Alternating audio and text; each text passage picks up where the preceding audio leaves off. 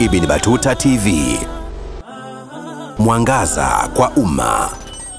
Mimi naitwa Abdul Ghafari Idrisa, natokea Zanzibar na naishi Zanzibar. Ni mara yangu ya kwanza nimekuja umra na Ibn Battuta. Alhamdulillah, namshukuru Mwenyezi Mungu. Shukuru Mwenyezi Mungu kwa ukarimu, namna walivyopangilia logistics kuanzia safari tulivyokutana Tanzania, Dar es Salaam pale. Safari yote kwa ujumla kwenye ndege, tulivyofika Madina, tulivyofanya ibada zetu katika Masjid Nabawi, ziara kidogo ya kutembelea maeneo muhimu kwa ajili ya imani yetu Makkah. Alhamdulillah, ni mara ya kwanza lakini logistic imeenda vizuri sana.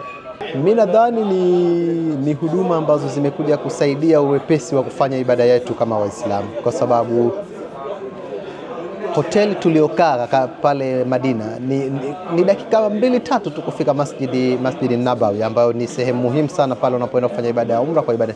Na hata hoteli tuliokaa hapa Haram Makkah ni hoteli tunatembea kwa miguu tu kufika Haram, kufika kwenye Kaaba yenyewe. Kwa hiyo nashukuru sana, huduma zao zimepangiliwa vizuri, utaratibu wa vyakula na namna mambo yanavyokwenda. Nadhani watu watambue kwamba ibada ya umra, ibada ya haji katika maelekezo ya dini ya Mwenyezi Mungu haikuelekezwa kwa kigezo cha umri, kwamba labda mtu ukishakuwa mzee ndo uende hija, uende umra.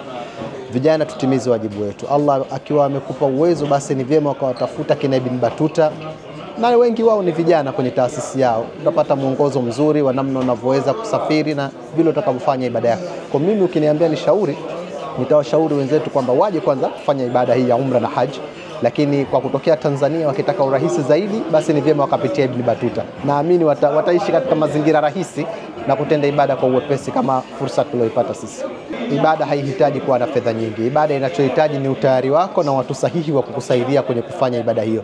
Kwa sababu ibada ya umra kwa sisi tunatokea, ama ibada ya hija kwa sisi tunatokea Tanzania, ni lazima upate watu sahihi watakao kuongoza. Kwa hiyo sio swala la fedha, ni swala la utayari na kuwasiliana na watu sahihi, kama hivi nilivyosema, kama sisi tuliwasiliana na Ibn Battuta tukaelekezwa utaratibu, na insha Allah mingine Mwenyezi Mungu akaruzuku. Leo alhamdulillah tunatimiza wajibu huu.